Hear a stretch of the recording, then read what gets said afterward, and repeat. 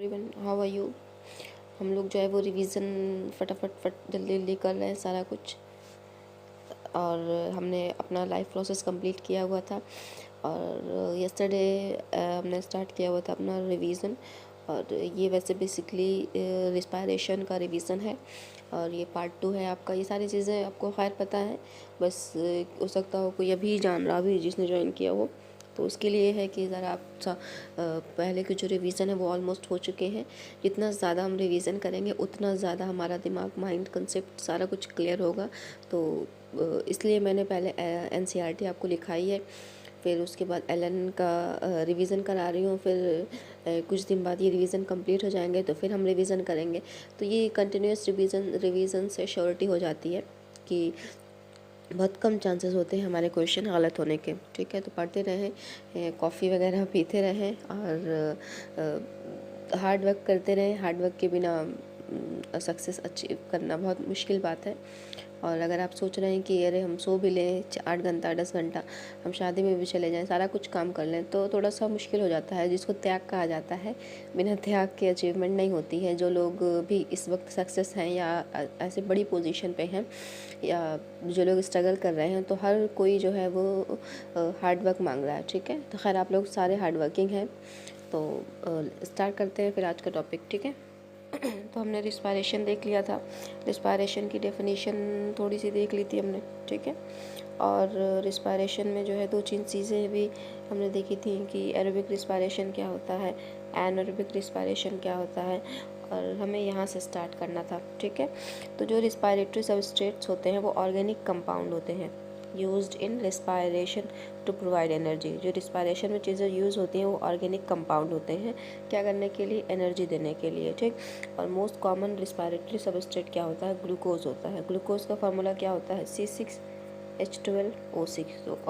तो ऑर्गेनिक चीज़ें वो होती हैं जिसके अंदर क्या होता है, ऑर्गेनिक रिस्पायरेटरी सबस्ट्रेट जो होते हैं are organic compounds. Organic compounds मतलब क्या होता है, जिसमें कार्बन हो, जिसमें हाइड्रोजन हो, वो कंपाउंड ऑर्गेनिक कंपाउंड है। ठीक है, अच्छा, अब कह रहा है कि which are used in respiration to provide energy. Most common respiratory substrate is glucose.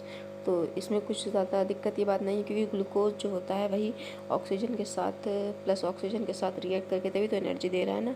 तो ये रिस्पायरेटरी सबस्ट्रेट हुआ ना, उसकी वजह से एनर्जी हमें मिली है। ठीक है, अच्छा, नेक्स्ट पॉइंट क्या लिखा हुआ है हमें क्लियर कर लेते हैं। यहाँ पे एक एक्टिविटी आपको दी गई है 2.1। एक्टिविटी जो कराई गई है वो आपकी है 2.1। तो एक्टिविटीज़ जो होती हैं बहुत ज़्यादा इंपॉर्टेंट होती हैं, सारी की सारी एक्टिविटीज़ इंपॉर्टेंट है। और ये जो 2.1 है आपका, जो कि एलन ने दिया हुआ है, तो आपको कोई और बुक की ज़रूरत नहीं पड़ेगी, एलन ने ही सारा कुछ आपको दे दिया है। ये बहुत सफिशिएंट है, बहुत इनफ है और एकदम मास स्कोरिंग बुक है। ठीक है, अच्छा, तो इसमें क्या कह रहा है कि जर्मिनेटिंग सीड्स हमने रखा है एक कोनिकल फ्लास्क में। यहाँ पे फिगर दिख नहीं रहा है, एक सेकंड देखें। फिगर आपका एलन बुक में बना हुआ है, तो आप इजीली वहाँ से हाँ, यहाँ पे देखें, ये जो फिगर बना हुआ है ना, ये एक कोनिकल फ्लास्क है।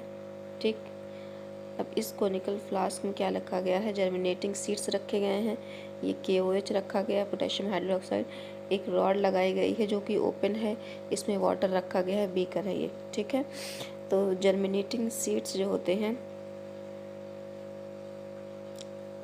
ये जो जर्मिनेटिंग सीड्स हैं ये क्या करती हैं, कार्बन डाइऑक्साइड प्रोड्यूस करती हैं। ठीक है, तो कार्बन डाइऑक्साइड जब प्रोड्यूस होता है तो ये जो कोनिकल फ्लास्क में KOH रखा हुआ था वो कार्बन डाइऑक्साइड को एब्जॉर्ब कर लेता है, कार्बन डाइऑक्साइड को एब्जॉर्ब कर लेता है, जिसकी वजह से यहाँ पे वैक्यूम हो जाता है।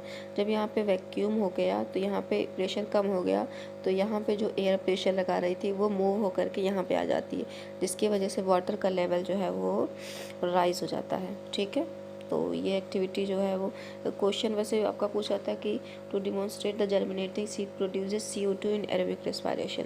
जब सीड जर्मिनेट होता है तो वो CO2 प्रोड्यूस करता है इन एरोबिक रिस्पायरेशन में, तो वही हमें कंफर्म करना था। ठीक, तो हमने यहाँ से कंफर्म कर लिया आपका। अच्छा, अब जो है नेक्स्ट पॉइंट पे चलते हैं, जो कि लिखा हुआ है हमारा कंक्लूजन। कंक्लूजन का मतलब क्या होता है कि रिजल्ट क्या हुआ कि KOH जो होता है property to absorb CO2, germinating seed produces CO2 during respiration. KOH के पास जो होता है वो ये जो KOH आपका बना हुआ है ना, इसके पास क्या होती है, एबिलिटी होती है एब्जॉर्ब करने की CO2, ठीक।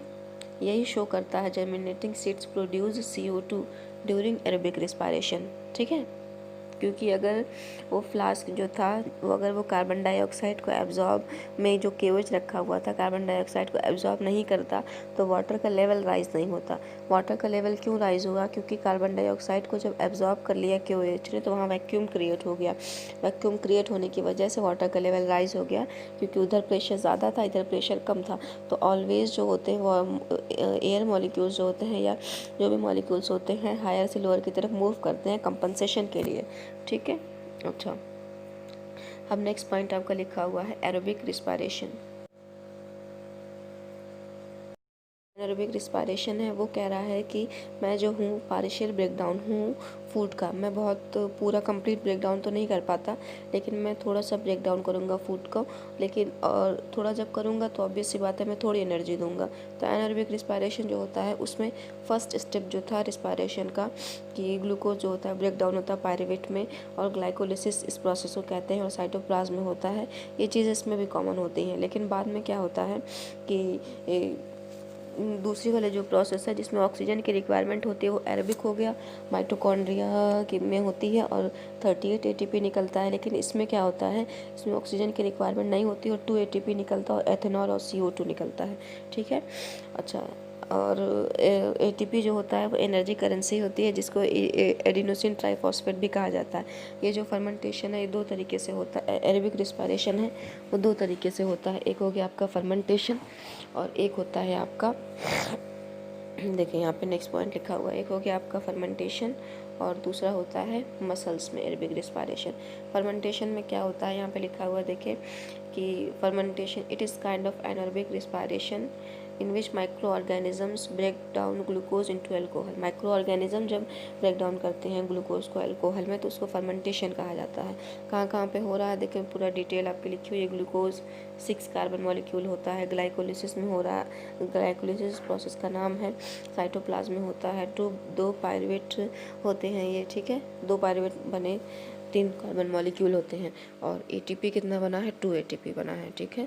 नेक्स्ट उसके बाद ये स्टेप क्या है जो एरोबिक में थी जो माइटोकॉन्ड्रिया में होती थी, लेकिन एनारोबिक में क्या होती है ऑक्सीजन की रिक्वायरमेंट नहीं होती, साइटोप्लाज्म में ही होती है। इथेनॉल बनता है और क्या बनता है यहाँ पे ATP 2 ATP बनता है और 2 CO2 बनता है, ठीक है। अच्छा, नीचे क्या लिखा हुआ है, फर्स्ट स्टेप जो होता है ग्लाइकोलिसिस कॉमन होता है एरोबिक में एंड एनारोबिक में।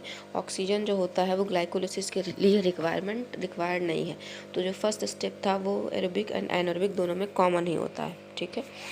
चलिए लास्ट पॉइंट क्या लिखा है, cell can survive in the absence of oxygen. तो कुछ सेल जो है वो सर्वाइव कर सकते हैं इन द एब्सेंस ऑफ ऑक्सीजन, जैसे कि यीस्ट हो गया, मोस्ट ऑफ द बैक्टीरिया हो गया जो कि एनारोबिक कंडीशन में सर्वाइव करते हैं, ठीक है। तो दस हम कह सकते हैं all the cells do not use oxygen to produce energy, ठीक है। इतना देख लें आप, टेक्स्ट जो है वो कल करा दूंगी आपको। Okay, goodbye, take care, have a healthy day, have a productive day to.